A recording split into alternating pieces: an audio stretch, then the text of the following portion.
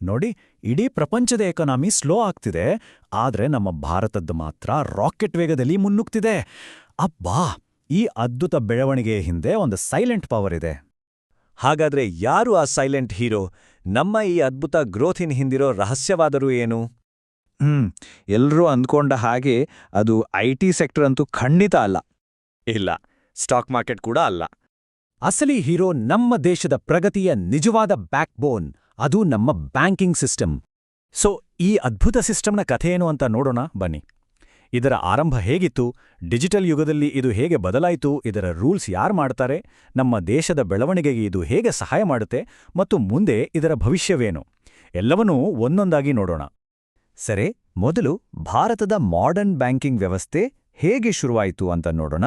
ಇದರ ಬೇರುಗಳು ಇರೋದು ಬ್ರಿಟಿಷರ ಕಾಲದಲ್ಲಿ. ಕಥೆ ಶುರು ಆಗಿದ್ದೇ 1770ರಲ್ಲಿ ಬ್ಯಾಂಕ್ ಆಫ್ ಹಿಂದೂಸ್ತಾನ್ ಜೊತೆಗೆ. ಆಮೇಲೆ ಪ್ರೆಸಿಡೆನ್ಸಿ ಬ್ಯಾಂಕ್ಗಳು ಬಂತು, ಅವೆಲ್ಲ ಸೇರಿ ಇಂಪೀರಿಯಲ್ ಬ್ಯಾಂಕ್ ಆಯಿತು. ಆದರೆ ನಿಜವಾದ ಟರ್ನಿಂಗ್ ಪಾಯಿಂಟ್ ಬಂದಿದ್ದು 1955ರಲ್ಲಿ. ಇದೇ ಇಂಪೀರಿಯಲ್ ಬ್ಯಾಂಕ್ ಇವತ್ತು ನಾವೆಲ್ಲ ನೋಡುವ ಸ್ಟೇಟ್ ಬ್ಯಾಂಕ್ ಆಫ್ ಇಂಡಿಯಾ ಅಂದರೆ SBI ಆಗಿ ಬದಲಾಗಿದ್ದು ಆಗಲೇ. ಅಷ್ಟೇ ಅಲ್ಲ, 1969ರಲ್ಲಿ ಮತ್ತೊಂದು ಹಿಸ್ಟಾರಿಕ್ ಮೂವ್, 14 ದೊಡ್ಡ ಖಾಸಗಿ ಬ್ಯಾಂಕ್ಗಳನ್ನು ರಾಷ್ಟ್ರೀಕರಣ ಮಾಡಲಾಯಿತು. ಅಂದಾಗೆ ಈ ರಾಷ್ಟ್ರೀಕರಣ ಯಾಕೆ ಬೇಕಿತ್ತು ಯೋಚನೆ ಮಾಡಿದಿರಾ? ನೋಡಿ, ಸ್ವಾತಂತ್ರ್ಯ ಬಂದ್ಮೇಲೆ ಪರಿಸ್ಥಿತಿ ಸರಿ ಇರಲಿಲ್ಲ.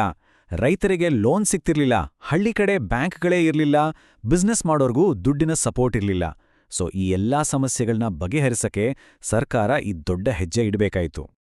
ಸರಿ, ಇತಿಹಾಸ ಸಾಕು. ಈಗ ಪ್ರೆಸೆಂಟ್ ಡೇಗೆ ಬರೋಣ.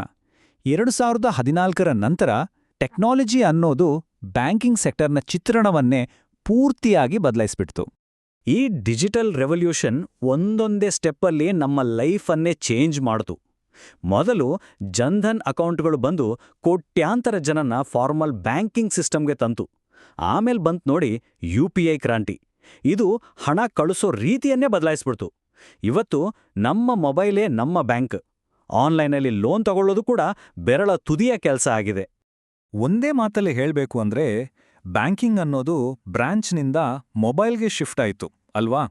ಇದಕ್ಕಿಂತ ದೊಡ್ಡ ಬದಲಾವಣೆ ಬೇಕಾ? ಓಕೆ, ಇಷ್ಟೆಲ್ಲ ಬ್ಯಾಂಕ್ಗಳಿದೆ ಸರಿ, ಆದರೆ ಇವನ್ನೆಲ್ಲ ಕಂಟ್ರೋಲ್ ಮಾಡೋರು ಯಾರು? ಇದರ ಹಿಂದಿರೋ ಅಲ್ಟಿಮೇಟ್ ಪವರ್ ಯಾವುದು? ಅದು ಬೇರೆ ಯಾರೂ ಅಲ್ಲ, ನಮ್ಮ ರಿಸರ್ವ್ ಬ್ಯಾಂಕ್ ಆಫ್ ಇಂಡಿಯಾ ಅಂದ್ರೆ RBI. ಸಿಂಪಲ್ ಆಗಿ ಹೇಳಬೇಕು ಅಂದ್ರೆ RBI ಎಲ್ಲ ಬ್ಯಾಂಕ್ಗಳಿಗೂ ಬಾಸ್ ಇದ್ದಾಗೆ. RBI ಕೆಲಸ ಏನಪ್ಪ ಅಂದ್ರೆ, ಅದು ನಮ್ಮ ಫೈನಾನ್ಷಿಯಲ್ ಸಿಸ್ಟಮ್ನ ವಾಚ್ ಡಾಗ್ ಮಾದರಿ. ಎಲ್ಲ ಬ್ಯಾಂಕ್ಗಳಿಗೂ ರೂಲ್ಸ್ ಹಾಕೋದು, ಇಂಟ್ರೆಸ್ಟ್ ರೇಟ್ ಕಂಟ್ರೋಲ್ ಮಾಡೋದು, ಹೊಸ ಬ್ಯಾಂಕ್ಗಳಿಗೆ ಲೈಸೆನ್ಸ್ ಕೊಡೋದು, ಏನಾದರೂ ಫ್ರಾಡ್ ಆದರೆ ಆಕ್ಷನ್ ತಗೊಳ್ಳೋದು, ದೇಶದಲ್ಲಿ ಹಣದ ಸಪ್ಲೈ ಮ್ಯಾನೇಜ್ ಮಾಡೋದು. ಹೀಗೆ ಇದರ ಜವಾಬ್ದಾರಿಗಳು ತುಂಬಾ ದೊಡ್ಡದು. ಸರಿ, ಹಾಗಾದ್ರೆ ಬ್ಯಾಂಕ್ಗಳು ನಮ್ಮ ದೇಶದ ಗ್ರೋತ್ ಎಂಜಿನ್ಗೆ ಹೇಗೆ ಫ್ಯೂಯಲ್ ಹಾಕ್ತವೆ ಅದನ್ನೀಗ ಅರ್ಥ ಮಾಡ್ಕೊಳ್ಳೋಣ. ಇದು ತುಂಬಾನೇ ಸಿಂಪಲ್ ಆದ ಒಂದು ಸೈಕಲ್. ನೋಡಿ, ಮೊದಲು ಜನ ತಮ್ಮ ಉಳಿತಾಯದ ಹಣವನ್ನ ಬ್ಯಾಂಕಲ್ಲಿ ಇಡ್ತಾರೆ.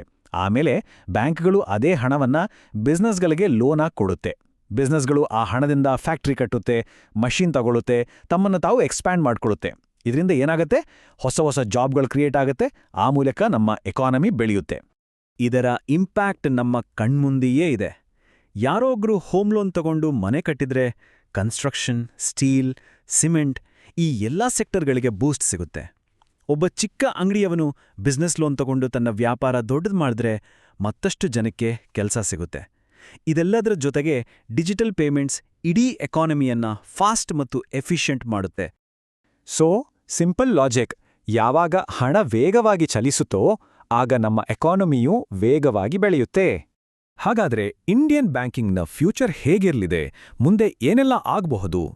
ಮುಂದಿನ ದಿನಗಳಲ್ಲಿ ಆರ್ಟಿಫಿಷಿಯಲ್ ಇಂಟೆಲಿಜೆನ್ಸ್ ಪವರ್ ಇರೋ ಬ್ಯಾಂಕಿಂಗ್ ಸರ್ವಿಸ್ಗಳು ಬರ್ಬೋದು. ಅಂದರೆ ಬ್ಯಾಂಕ್ ನಿಮ್ ಜೊತೆ ಮಾತಾಡೋ ಹಾಗೆ. ಬ್ಯಾಂಕಿಗೆ ಹೋಗದೆ ಪೂರ್ತಿಯಾಗಿ ಡಿಜಿಟಲ್ ಅಕೌಂಟ್ ಓಪನ್ ಮಾಡೋದು, ನಿಮಿಷಗಳಲ್ಲಿ ಇನ್ಸ್ಟೆಂಟ್ ಲೋನ್ ಅಪ್ರೂವಲ್ ಸಿಗೋದು, ಇದೆಲ್ಲ ಕಾಮನ್ ಆಗುತ್ತೆ. ಜೊತೆಗೆ ನಮ್ಮ ಹಣದ ಸೇಫ್ಟಿಗಾಗಿ ಸೈಬರ್ ಸೆಕ್ಯೂರಿಟಿ ಇನ್ನಷ್ಟು ಸ್ಟ್ರಾಂಗ್ ಆಗಲಿದೆ. ಅಷ್ಟೇ ಅಲ್ಲ, ನಮ್ಮ ದೇಶದ ಬ್ಯಾಂಕುಗಳು ಗ್ಲೋಬಲ್ ಲೆವೆಲ್ನಲ್ಲಿ ಕೂಡ ಎಕ್ಸ್ಪ್ಯಾಂಡ್ ಆಗೋ ದಿನ ದೂರ ಇಲ್ಲ. ಸೊ ಕೊನೆಯದಾಗಿ ಹೇಳೋದಾದ್ರೆ, ಬ್ಯಾಂಕ್ಗಳು ಸದ್ದಿಲ್ಲದೆ ಭಾರತವನ್ನ ಕಟ್ತಿವೆ. ಅವು ಕೇವಲ ಹಣದ ವ್ಯವಹಾರ ಮಾಡೋ ಜಾಗಗಳಲ್ಲ, ನಮ್ಮ ಉಳಿತಾಯಕ್ಕೆ ಶಕ್ತಿ ತುಂಬಿ, ನಮ್ಮ ಕನಸುಗಳಿಗೆ ರೆಕ್ಕೆ ಕೊಟ್ಟು, ದೇಶದ ಪ್ರಗತಿಗೆ ವೇಗ ಕೊಟ್ಟಿರೋ ನಿಜವಾದ ಹೀರೋಗಳು ಇವೆ. ಹಾಗಾದ್ರೆ ಈ ಫ್ಯೂಚರ್ ರೇಸ್ನಲ್ಲಿ ಯಾವ ಬ್ಯಾಂಕ್ ಎಲ್ಲರಿಗಿಂತ ಮುಂದೆ ಇರ್ಬೋದು ಅಂತ ನಿಮಗೆ ಅನ್ಸುತ್ತೆ? ಸ್ವಲ್ಪ ಯೋಚನೆ ಮಾಡಿ ನೋಡಿ.